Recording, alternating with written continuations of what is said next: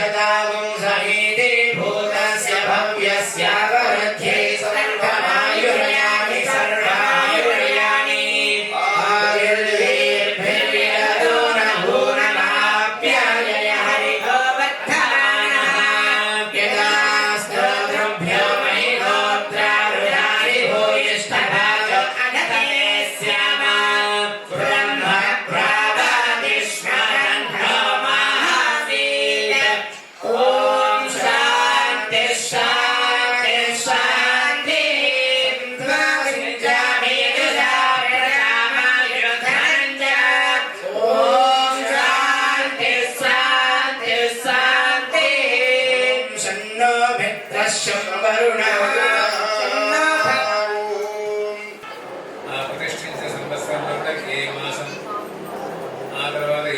పక్షం ఏ తిథి నాడు స్వామిని ప్రతిష్ఠించామో మళ్ళీ ప్రతి సంవత్సరం అదే మాసంలో అదే తిథిలో అదే పక్షంలో బ్రహ్మోత్సవాలు ప్రారంభం చేసుకుంటాం. ఇది ఆనవాయితీగా జరుగుతుంది. తర్వాత విశేషంగా ఉండేటువంటి ఉత్సవాల్లో కూడా విశేషమైనటువంటి కార్యక్రమాలు చేసుకుంటూనే ఉంటాం. అయినా కానీ మనం అంతా కూడా దాన్ని ఏమంటాం, పుట్టినరోజు పండుగ అంటాం కదా. ఆ రకంగా స్వామి ఈనాడు ఇక్కడ ప్రతిష్ఠింపబడ్డాడు కాబట్టి ఆ ప్రతిష్టా సందర్భంగా మనం బ్రహ్మోత్సవాలను ప్రతి సంవత్సరం చేసుకుంటూ ఉన్నాం. ఇది 3 రోజులుగా జరుగుతుంటుంది. ఈవేళ సాధారణంగా మనం ఉత్సవంలో ప్రధానమైంది ఏంటి అంటే కళ్యాణం. ఈ కళ్యాణానికి మనం మొదలే అమ్మాయికి అబ్బాయికి మొదలే పెళ్లి చేస్తాం, చేయం కదా. మరి ఏం చేస్తాం అంటే మొదటి రోజు నాడు మంగళ స్నానాలు చేయిస్తాం. మంగళ స్నానాలు చేయించి అలంకరించిన తర్వాత ఆ తర్వాత ఎదురుకోళ్ళు అయినాక వివాహమైన కార్యక్రమాలు చేసుకుంటూ ఉంటాం కదా. మరి స్వామి కూడా ఇవాళ సాయంకాలం నుంచి అంకురారోపణం బ్రహ్మోత్సవాలు ప్రారంభమవుతాయి. అయితే మరి బ్రహ్మోత్సవాలు ప్రారంభమైతే అంతకంటే ముందు మరి మంగళ స్నానాలు చేయించాలి కదా స్వామికి అమ్మవార్లకి. అందుకోసంగా స్వామికి అమ్మవార్లకి మనం మంగళ సంబంధమైనటువంటి స్నానాన్ని చేస్తున్నాం. అంటే ఏంటి అర్థం అంటే మంగళ స్నానాలు చేస్తున్నాం అని అర్థం. అయితే ఈ మంగళ స్నానాలు ఎందుకోసం చేస్తున్నాం, మనకందరికీ తెలిసి పెళ్లి చేసుకుంటారు కాబట్టి. అయితే ఇక్కడ విశేషంగా మన స్వామి ఎవరు, త్రివిక్రమ స్వామి. ఆయన ఎట్లా ఉన్నాడు, మరి ఇక్కడ ఉండేటువంటి స్వామి ఎట్లా ఉన్నాడు. సాధారణంగా మనకు ఆలయంలో నేను మన పెరుమాళ్ళు అంటే వాళ్ళు త్రివిక్రమ పెరుమాళ్ళు అంటాం. మరి ఇక్కడున్న పెరుమాళ్ళు అట్లా లేడే. మరి ఇక్కడున్న పెరుమాళ్ళు ఎవళ్ళు అంటే శ్రీకృష్ణుడు, రుక్మిణి, సత్యభామ. అదేంటి, వాస్తవానికి ఏ పెరుమాళ్ళకు సంబంధించిన ఉత్సవం చేస్తూ ఉన్నామో ఆ పెరుమాళ్ళు ఉండాలి, కానీ వేరే వాళ్ళు ఉండడం ఏంటి కారణము అని అంటే ఆయన వేరే కాదు, ఒక్కటే. ఎవరెవరు వేరే కాదు అంటే ఈ త్రివిక్రమ స్వామి. ఈ త్రివిక్రమ స్వామికే ఇంకొక పేరు ఉన్నది. ఏంటది, వామనుడు అని. వామనుడైనటువంటి స్వామియే మళ్ళీ త్రివిక్రముడయ్యాడు. అంటే ఏంటి అంటే బలిచక్రవర్తి దగ్గర భూమిని దానం చేసుకోవడం కోసం గాను మొదలు వామనుడుగా వచ్చాడు. వచ్చి ఆ భూమి దానం ఇస్తా అని చెప్పి దాన జలం చేతిలో పడగానే పెరిగాడు. పెరిగి ఏం చేశాడు, త్రివిక్రముడు అయ్యాడు. త్రివిక్రముడు అంటే ఏంటి అంటే 3 ప్రాంతాల్లో కూడా ఆక్రమించినటువంటి పరాక్రమం కలిగినటువంటి స్వామి. 3 అంటే ఏంటివి అంటే ముల్లోకాలు. ఆ ముల్లోకాలను కూడా ఆక్రమించాడు మహానుభావుడు. ఆ త్రివిక్రమ స్వామిగా వచ్చేసి ముల్లోకాలను ఆక్రమించేసి ఆ బలిచక్రవర్తి యొక్క దానమే నేను ఇవ్వగలను అనేటువంటి పట్టుదల ఉండినో దాన్ని తక్కువ చేశాడన్నమాట పరమాత్మ. ఇది త్రివిక్రమునికి సంబంధించి, వామనుడికి సంబంధించి. ఆ వామనుడు ఎవరికి కొడుకుగా పుట్టాడు అని అంటే కశ్యప ప్రజాపతికి ద్వితీయంగా పుట్టాడు. అసలు ఆయన ఎవరు, ఎందుకోసం పుట్టాడు అనండి, శ్రీకృష్ణుడే.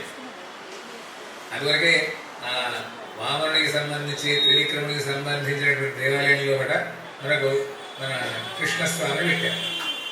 ఇది ఎలా చెప్తున్నారు మీరు అనంటే శ్రీమద్భాగవతంలో కూడా ఆ భగవాన్ యొక్క దివ్యమైనటువంటి అవతారాన్ని వర్ణించే సందర్భంలో కూడా శ్రీకృష్ణ అవతారం మిగతా అవతారాల కంటే ప్రత్యేకమైనటువంటి అవతారం.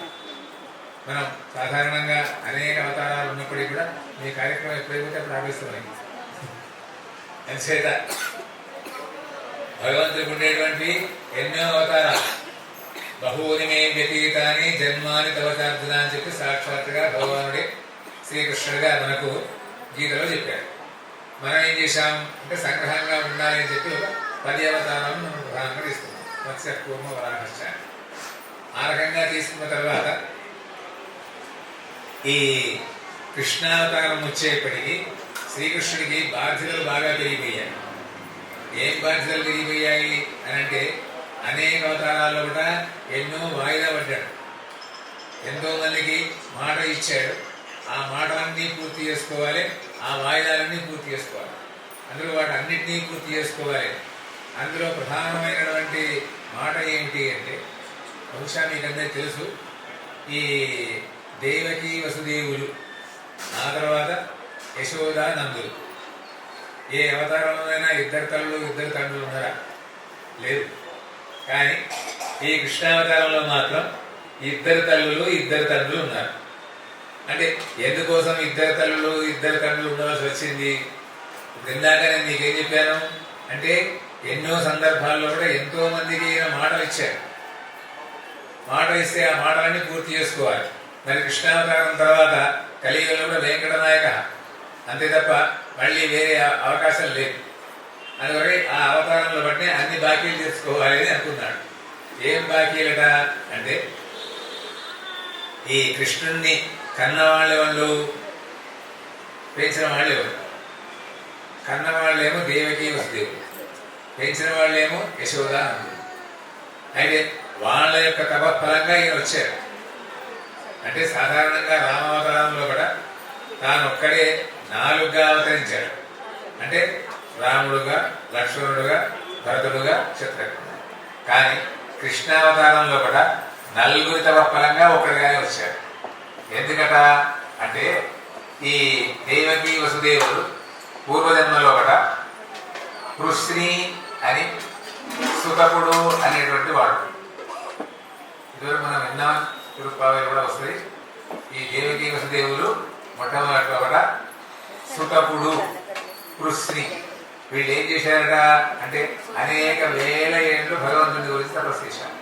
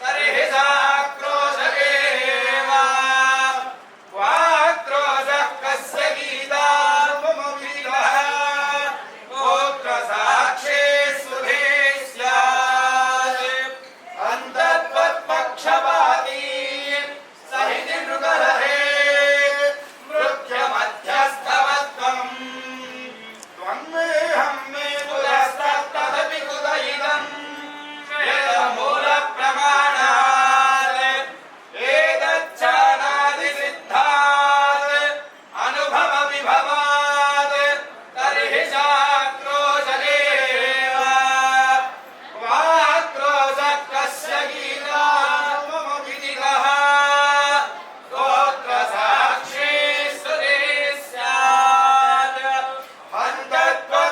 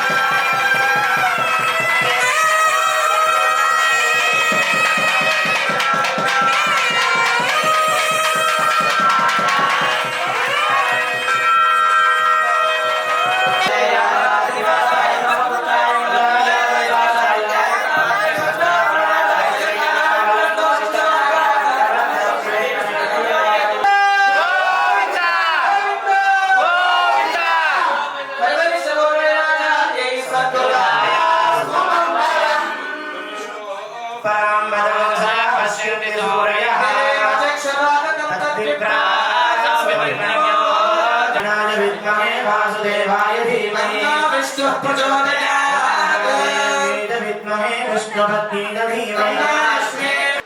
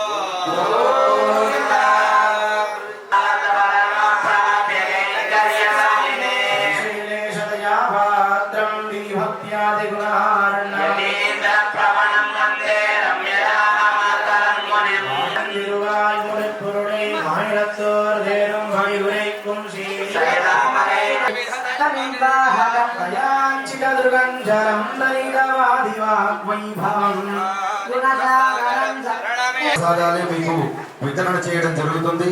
చక్కగా పప్పు కూర సాంబారు చక్కగా అప్పడంతో మంచి భోజనాన్ని మన ఆలయ కమిటీ తరఫున మన యొక్క ప్రధాన దాతగా కిరణ్ గారు ప్రధాన దాతగా ఉంటూ ఈ యొక్క కార్యక్రమాన్ని ఎంతో గొప్పగా ఘనంగా నిర్వహిస్తూ ఉన్నారు.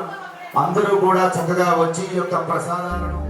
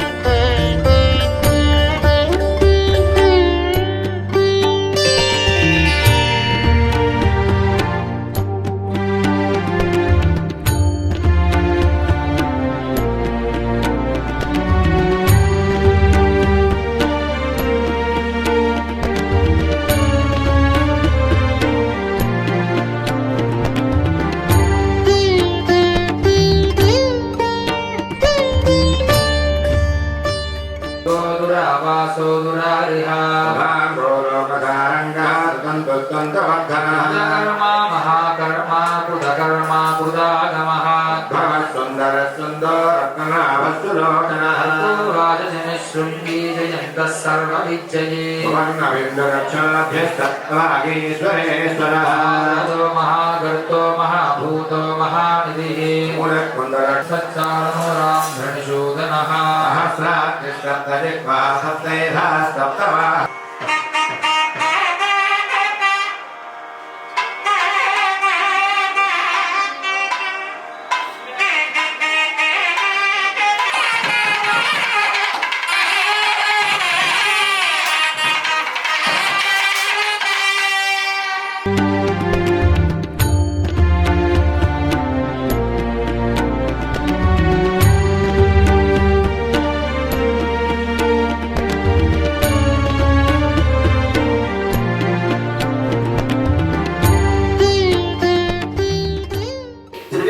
स्वामिनः त्रयान्निक महोत्सव कर्मणि तत् पूर्वकर्मांगम अंकुरारोपणं येभिः आचार्य वर्यैः कारयितुं योग्यता सिद्धिं अनुगृह्णन्तु भवन्तः कारयितुं योग्यता सिद्धिरस्तु यस्य दुर्गपत्राच्या परसत्या परस्परं विघ्नं निघ्नं सहजं विश्वक्सेनं नमाश्रये तदेव लग्नं दिनन्दने मदाना बलन्तेन्द्रबलं तदेव विद्याबलं दैवबलं तदेव लक्ष्मीपदेतेङ्गिं तत्र योगेश्वर कृष्णो यत्र पार्थोदनुद्धरः तत्र श्रीर्विजयो भूतिर्वाणी धर्मधर्मः पुष्पसेनाय नमः प्रणामा स्वागता प्रभुवा स्थावरा अभुमगे गणमुद्रां ददर्श्य ओम ह्रां हृदयाय नमः ओम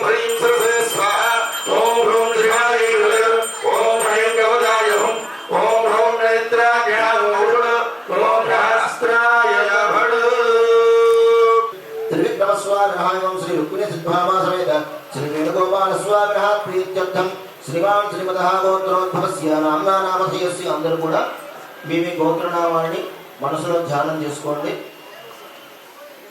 అత్ర స్థితానాం సర్వేషాం నానా గోత్రాణాం పురుషాణాం స్త్రీణాం బాలబాలికానాం చ అందరూ కూడా చెప్పండి. మమ అస్మాకం సహకుటుంబానాం సబాంధవానాం క్షేమ స్థైర్య ధైర్య వీర్య విజయ అభయ అభ్యుదయ ఆయుః ఆరోగ్య ఐశ్వర్య ధనధాన్య పుత్రపౌత్ర అభివృద్ధ్యర్థం మమ శరీర అరోగ దృఢ గాత్రక సిద్ధ్యర్థం మమ సమస్త వ్యాపారేషు దినదిన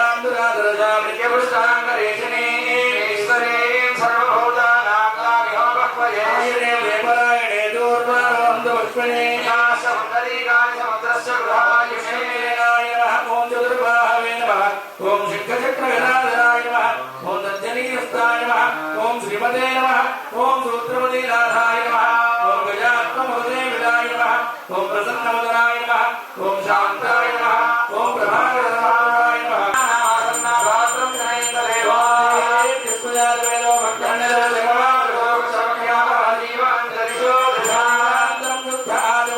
సమర్పయామి నైవేద్యం సమర్పయామి యదా భాగః కాశ్మీరభం నివేదయామి దేవసత్వాదవిదుపదవే శ్రీరామాభ్యాం భోష్ణహస్తాభ్యాం హం హం ఇదవింద్రహాణ స్వాహ ఓం ప్రాణాయ స్వాహ ఓం భవాయ స్వాహ ఓం ధ్యానాయ స్వాహ ఓం ప్రాణాయ స్వాహ ఓం సమానాయ స్వాహ బ్రహ్మణే నమః దేవతే పానీయం సమర్పయామి తాంబూలం సమర్పయామి పాదో ప్రక్షాళయామి తాంబూలం సమర్పయామి భూమి ఫలైశ్చ కర్పూరైః నాగమల్లిదలైః సమాయుక్తం తాంబూలం ప్రతిగృహ్యామి పుష్పదక్షిణాం సమర్పయామి కర్పూరానంద దివ్యమంగళనీరాజనం దీపం గంధర్వయామి వాయిద్యం